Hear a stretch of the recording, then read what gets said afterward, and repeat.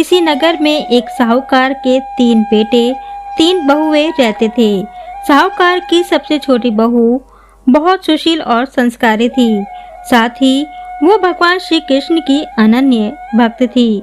सावन के महीने में साहूकार की दोनों बहुएं रक्षाबंधन के त्योहार पर अपने अपने घर जाने की तैयारी करने लगी। सुबह जल्दी उठकर घर का सारा काम करने लगी तो छोटी बहू ने पूछा, क्या बात है दीदी, आज इतनी जल्दी जल्दी काम क्यों कर रही हो? तो उसकी जेठानियां बोली, कल रक्षाबंधन का त्योहार है। हम सभी को अपने अपने भाई के राखी बांधने अपने पीहर जाना है। तेरा तो कोई भाई नहीं है, तू क्या जाने रक्षाबंधन के त्योहार का महत्व, भाई बहन के रिश्ते का महत्व। छोटी बहू को ये बात बहुत बुरी लगी और वो भगवान श्री कृष्ण की प्रतिमा के समक्ष खड़ी होकर खूब रोई और बोली, यदि मेरा कोई भाई होता तो आज मैं भी अपने पीहर जाती। अगले दिन रक्षाबंधन का त्योहार था।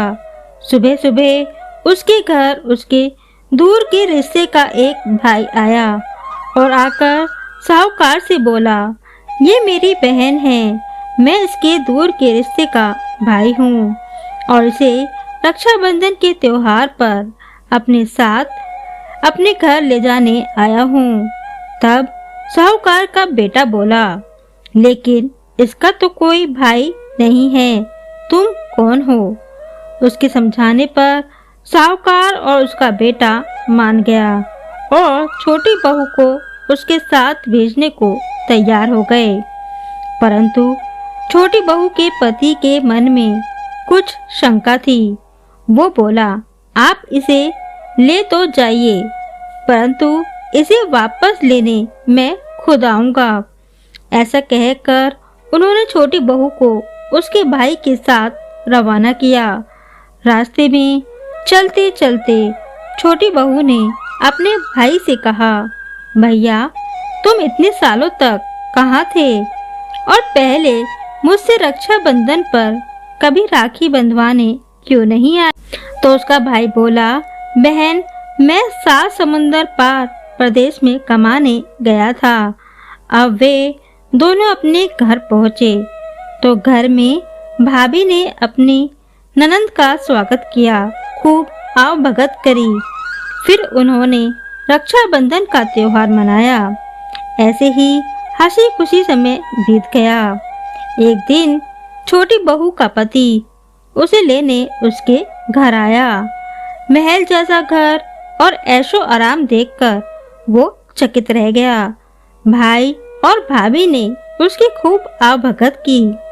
अगले दिन सुबह सुबह भाई और भाभी ने उसे उसके घर के लिए रवाना किया। विदा करते समय उसे खूब सोना, चांदी, हीरे जवाहरात आदि दिए। थोड़ी दूर जाने पर छोटी बहू का पति बोला, अरे मैं गलती से अपना कुर्ता वहीं भूल आया हूँ।